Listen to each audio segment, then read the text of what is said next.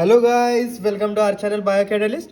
तो हमने मोनोसैकेराइड्स डायसैकेराइड दोनों खत्म कर दिया है। आज के लेक्चर में हमें पॉलीसैकेराइड्स देखना है। तो मोनोसैकेराइड और डायसैकेराइड ऐसे कंपाउंड्स थे जो वाटर में सॉल्युबल हो सकते थे, उनमें टेस्ट था। लेकिन अब पॉलीसैकेराइड्स ऐसे कंपाउंड्स है जो ना ही वाटर में सॉल्युबल है, ना ही उनका टेस्ट आता है। वाटर में सॉल्युबल होने के बाद वो कोलाइड फॉर्म करते हैं। तो फिर इस पॉलीसैकेराइड्स का यूज क्या है? तो पॉलीसैकेराइड्स का यूज होता है स्ट्रक्चर प्रोवाइड कराना और एनर्जी को स्टोर करना।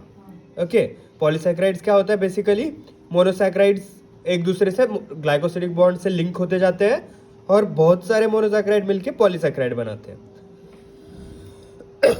ओके, तो पॉलीसैकेराइड में सबसे पहले क्या है? पॉलीसैकेराइड लिनियर भी हो सकते हैं, ब्रांच्ड भी हो सकते हैं। जनरली अगर हमने न्यूक्लिक एसिड देखा, प्रोटीन देखा, तो वो सारे लिनियर होते हैं। लेकिन पॉलीसैकेराइड ब्रांच्ड भी हो सकते हैं। पॉलीसैकेराइड ब्रांच होने का मेन रीजन क्या होता है? तो उनमें बहुत सारे हाइड्रोक्सी ग्रुप होते हैं और किसी भी एक हाइड्रोक्सी ग्रुप पे ग्लाइकोसिडिक बॉन्ड बन सकता है। ओके, इसलिए वो ब्रांच्ड होने के चांसेस होते हैं। बाद में पॉलीसैकेराइड्स के दो टाइप्स होते हैं, एक होता है होमोपॉलीसैकेराइड्स, एक होता है हेटेरोपॉलीसैकेराइड्स। होमोपॉलीसैकेराइड्स मतलब जिसमें सेम रिपीटिंग यूनिट्स प्रेजेंट है। जैसे कि ग्लूकोज होगा तो सारे ग्लूकोज हो गए, फ्रुक्टोज होगा तो सारे फ्रुक्टोज हो गए। ओके, और हेटेरोपॉलीसैकेराइड में लिंकेजेस चेंज होते रहते हैं, मतलब मोनोसैकेराइड बेसिक जो है वो चेंज होता है। मतलब अगर हम हाइड्रोलिसिस करेंगे हेटेरोपॉलीसैकेराइड तो क्या मिलेगा? हमें एक मिक्सचर मिलेगा कुछ मोनोसैकेराइड्स का। लेकिन होमोपॉलीसैकेराइड का अगर हाइड्रोलिसिस करेंगे तो सिर्फ एक मोनोसैकेराइड मिलेगा। जैसे कि ग्लूकोज में ग्लूकोज मिलेगा, फ्रुक्टोसन्स में फ्रुक्टोज मिलेगा। मतलब इनुलिन फ्रुक्टोसन का एग्जाम्पल है और स्टार्च या सेल्यूलोज ग्लूकोन का एग्जाम्पल है। ओके, क्लियर है? तो सबसे पहले होमोसैकेराइड में हम सबसे पहले स्टार्च देखेंगे। स्टार्च क्या होता है?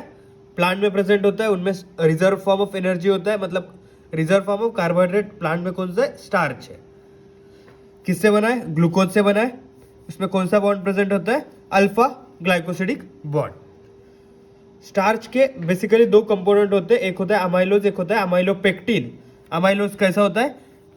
लीनियर होता है, वाटर में सोल्यूबल होता है, 15 to 20% टोटल स्टार्च का बनाता है। और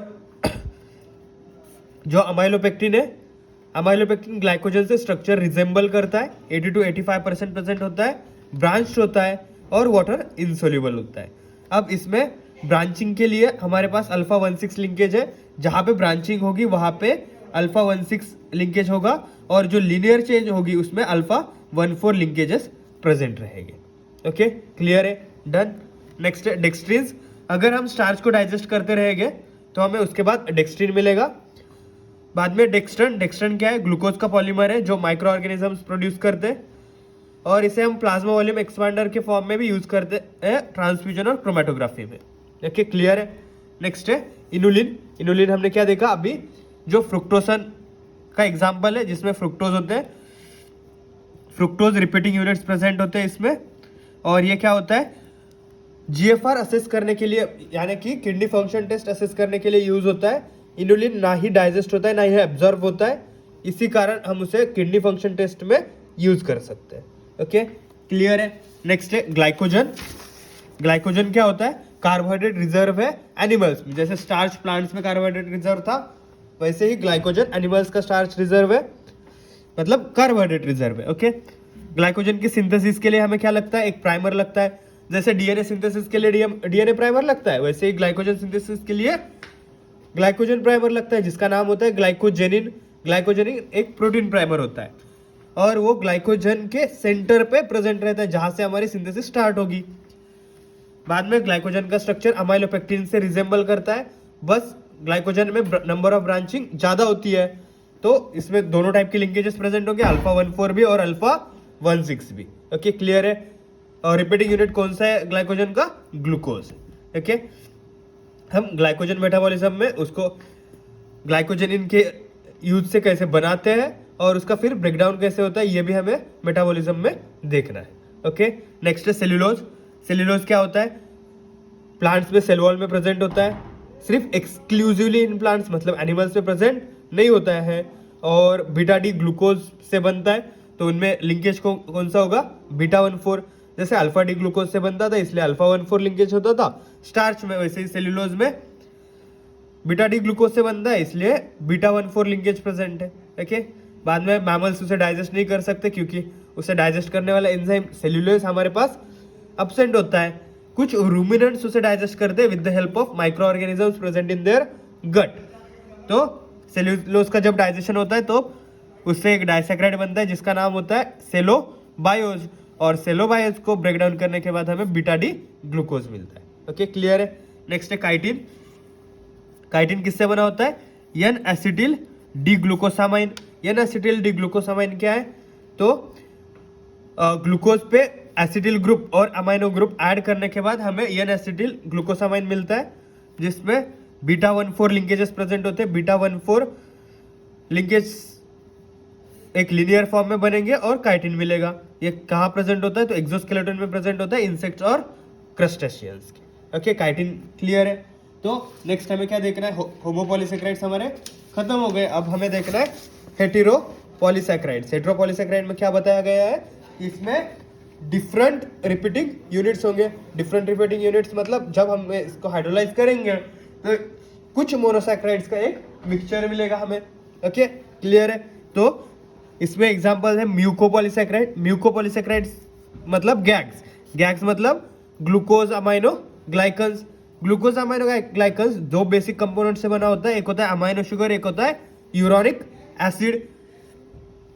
अमाइनो शुगर्स के एग्जांपल क्या क्या है, ग्लूकोसामाइन, गैलेक्टोसामाइन, और यूरोनिक एसिड के एग्जांपल से ग्लूकोरोनिक एसिड और आइडोरोनिक एसिड।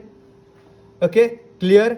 नेक्स्ट, म्यूकोप्रोटीन क्या होता है, जिसमें 95% कार्बोहाइड्रेट प्रेजेंट होता है, 5% बस प्रोटीन होता है, वो होता है म्यूकोप्रोटीन।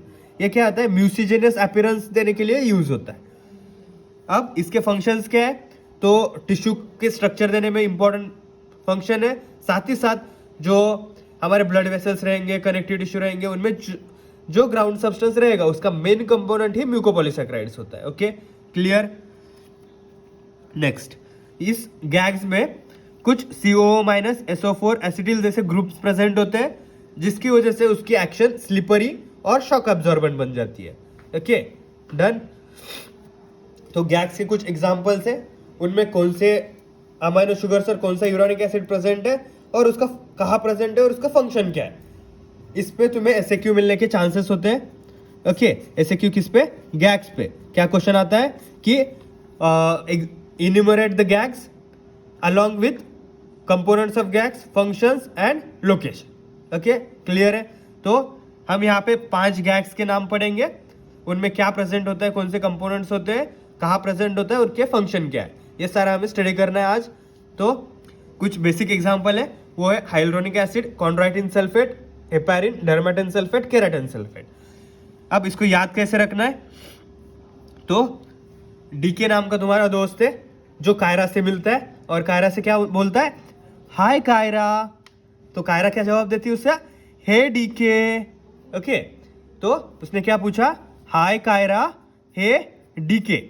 तो हाय मतलब हाइलुरोनिक एसिड, कायरा मतलब कॉन्ड्राइटिन सल्फेट, हे मतलब हेपारिन, डीई मतलब डर्मेटिन सल्फेट, केई मतलब केराटिन सल्फेट। ओके, क्लियर है।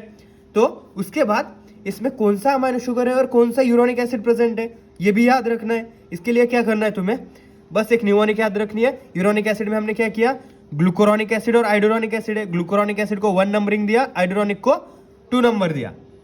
अमाइनो शुगर्स में ग्लूकोसामाइन और गैलेक्टोसामाइन है, तो ग्लूकोसामाइन को 3, गैलेक्टोसामाइन को 4। ऐसा जनरली तुम्हें कार्बोहाइड्रेट बोलते ग्लूकोज याद आता है ना, इसीलिए छोटी वाली नंबर है हम उसको दे रहे हैं। ओके, क्लियर है। तो इसमें कैसे याद रखेंगे, 1 3 1 4 1 3 2 4, यानी कि 3 4 3 4 कांस्टेंट है और यहाँ पे 1 1 1 और 2, और आखिरी केराटिन सल्फेट में क्या आता है, गैलेक्टोज प्लस 3। तो यहाँ पे क्या क्या आएगा, इधर बिना देखे आपको बोलना है एक बार। ओके, क्लियर है। एक बार बिना देखे बोलो क्या क्या है इसमें प्रेजेंट। देखो, सबसे पहले 1 मतलब ग्लूकोरोनिक एसिड, 3 मतलब एन एसिटाइल ग्लूकोसामाइन। ओके, पहला वाला 1 और 3 किसको दिया हमने, ग्लूकोज को, इसलिए हमने यहाँ पे लिखा ग्लूकोरोनिक एसिड और एन एसिटिल ग्लूकोसामाइन। यहाँ पे क्या आएगा, ग्लूकोरॉनिक एसिड और एन एसिटिल गैलेक्टोसामाइन। ओके, बाद में क्या आएगा, 1 मतलब ग्लूकोरॉनिक एसिड, 3 मतलब एन एसिटिल ग्लूकोसामाइन, यहाँ पे फिर 2 मतलब आइडोरोनिक एसिड, 4 मतलब गैलेक्टोसामाइन एन एसिटिल गैलेक्टोसामाइन, और आखिरी में गैलेक्टोज और एन एसिटिल ग्लूकोसामाइन। यहाँ पे याद रखना है तुम्हें, ये देखो यहाँ पे गैलेक्टोज है, इस पे एमसीक्यू आने के चांसेस होते हैं, और यहाँ पे जहाँ जहाँ तुम्हें सल्फेट दिख रहा है उसमें एन एसिटिल जो हमने ग्लूकोसामाइन या गैलेक्टोसामाइन लिखा है उसके साथ सल्फेट भी होता है। ओके, क्लियर है। तो उसके बाद हाइलुरोनिक एसिड। हाइलुरोनिक एसिड के बारे में तुम्हें यहाँ पे ओहम में भी पढ़ा होगा कि हाइलुरोनिडेज नाम का एंजाइम होता है जो हाइलुरोनिक एसिड को ब्रेक करता है, यानी कि ओहम को पेनिट्रेट करने में हेल्प करता है स्पर्म की। ओके, तो वहाँ पे भी प्रेजेंट होता है। बाद में जो हमारे जॉइंट्स होते हैं, जॉइंट्स में साइनोवियल फ्लूइड होता है, उसमें प्रेजेंट होता है, जहाँ पे वो शॉक एब्जॉर्बेंट और लुब्रिकेंट का काम करता है। बाद में आइज में, विटेरस ह्यूमरस में भी होता है और कनेक्टिव टिश्यू में भी होता है। ओके, क्लियर है हाइलुरोनिक एसिड के बारे में। अगला है कॉन्ड्राइटिन सल्फेट। कॉन्ड्राइटिन सल्फेट कहाँ होता है, कॉन्ड्रोएटिन कार्टिलेज, ये तो फिक्स है। तो और बोन, स्किन और ब्लड वेसल्स में भी प्रेजेंट होता है। वो कार्टिलेज और बोन का फंक्शन जो है वही इसी का फंक्शन होगा, जो कि है स्ट्रक्चर और शेप प्रोवाइड करना। नेक्स्ट है heparin. Heparin as a anticoagulant आपने स्टडी किया होगा, तो एंटीकोएगुलेंट यानी कि ब्लड में प्रेजेंट होता है, लंग, लिवर, किडनी और स्प्लीन में भी होता है, फंक्शन एंटीकोएगुलेंट है।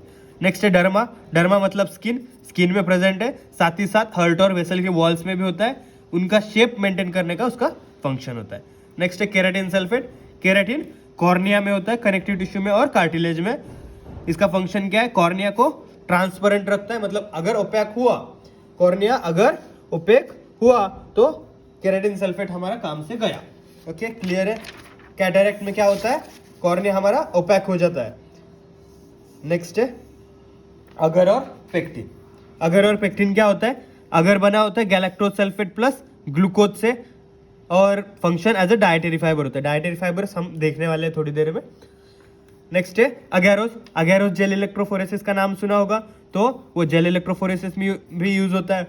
बाद में अगर कल्चर मीडियाज भी होते हैं जिसमें हम माइक्रो ऑर्गेनिजम्स ग्रो करते हैं, तो कल्चर मीडिया में भी यूज होता है, और जेलीज के प्रिपरेशन में भी यूज होता है।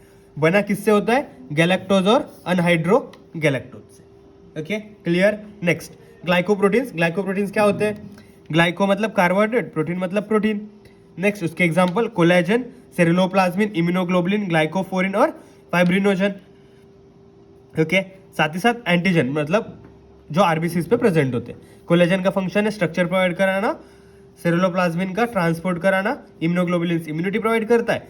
ग्लाइकोफोरिन, ग्लाइकोफोरिन क्या करता है, जो हमारे आरबीसीज है, आरबीसीज पे एक कोट बनाता है, और ये कोट बनने की वजह से क्या होता है, जो हमारा ब्लड फ्लो है, जनरली याद रखना ब्लड फ्लो में जो हमारे सेलुलर कंपोनेंट्स है ऐसे मिड स्ट्रीम में फ्लो करते हैं, और जो प्लाज्मा है वो सराउंडिंग से फ्लो करता है। अगर हमारे पास ग्लाइकोफोरिन नहीं होगा तो क्या हो जाएगा, ये आरबीसी ब्लड वॉल से अडेरेंट बन जाएंगे। ओके, और ये इस पे चिपक जाएंगे और ब्लड फ्लो में ऑब्स्ट्रक्शन डालेंगे। ये फंक्शन होता है ग्लाइकोफोरिन का, जो आरबीसी का स्ट्रक्चर मेंटेन करता है। नेक्स्ट है फाइब्रिनोजन, ब्लड क्लॉटिंग में यूज होता है। नेक्स्ट नोट याद रखो, इस पे एमसीक्यू आने के चांसेस होते हैं कि which of the following is not a component of antigen. तो क्या क्या कंपोनेंट्स है ये याद रखो, बेसिकली तुम उसको एलिमिनेट कर सकोगे। एन एसिटिल गैलेक्टोसामाइन, गैलेक्टोज, फ्यूकोज और सियलिक एसिड। ये फ्यूकोज है, okay, not fructose, fucose. Next हमें डाइटरी फाइबर देखना है। डाइटरी फाइबर पे तुम्हें कंफर्म एक एसएक्यू मिलने के चांसेस होते हैं। तो डाइटरी फाइबर्स क्या होता है, डाइटरी फाइबर्स ऐसे कंपोनेंट है हमारा फूड का जिसको डाइजेस्ट करने के लिए हमारे पास कोई भी एंजाइम प्रेजेंट नहीं है। जिसके एग्जांपल्स क्या क्या है, सेल्यूलोज है, हेमीसेल्यूलोज है, पेक्टिन है, लिग्निन है, गम्स है और लैक्टुलोज है। लैक्टुलोज में और सेल्यूलोज में दोनों में मैंने आपको बताया था कि हमारे पास डाइजेस्ट नहीं हो सकते, हमारे पास सेल्यूलोज भी नहीं है, और लैक्टुलोज क्या है, हेपेटिक एन्सेफेलोपैथी को ट्रीट करने में यूज होता है। ये बातें मैंने बता रखी है। तो डाइटरी फाइबर्स के सोर्सेस क्या है, तो vegetables, fruits, cereals, pulses, tubers, almonds etcetera. तो ये वर्क कैसे करता है, तो इसका बल्किंग एक्शन होता है, फिर विस्कोसिटी इंक्रीज करता है स्टूल्स की, और फर्मेंटेशन कराता है। ओके, तो फंक्शन क्या क्या है, जब बल्क इंक्रीज कराता है तो कॉन्स्टिपेशन को अवॉइड कराता है। तो कॉन्स्टिपेशन में डाइटरी फाइबर ज़्यादा इंटेक करने चाहिए। नेक्स्ट है वेट लॉस। वेट लॉस में कैसे हेल्प करता है, तो जब हम खाते हैं और उसमें फाइबर्स का अमाउंट ज़्यादा होता है, अगर फाइबर्स का अमाउंट ज़्यादा होगा तो कम एनर्जी पे हमें ऐसा लगेगा कि हमारा पेट भर गया है, इसलिए हम थोड़ा कम खाएंगे, इसलिए वेट लॉस में यूज़ होता है। नेक्स्ट है इंटेस्टाइन में से ग्लूकोज का एब्जॉर्प्शन कम कराता है, इसलिए डायबिटीज मेलिटस में यूज़ होता है। नेक्स्ट है कोलेस्ट्रॉल एब्जॉर्प्शन भी कम कराता है, इसलिए एथेरोस्क्लेरोसिस और कोरोनरी आर्टरी डिसीज में भी यूज होता है। नेक्स्ट है कोलन कैंसर की रिस्क कम कराता है और जीआई डिसऑर्डर्स भी कम कराता है। ओके, ये है functions of dietary fibres along with definition, examples and sources. Okay, इतना सारा तुम उसको बस उसकी लेंथ इंक्रीज करके लिखना है, आराम से आपको मार्क्स मिल जाएंगे। Okay, I hope it's clear. Thank you everyone.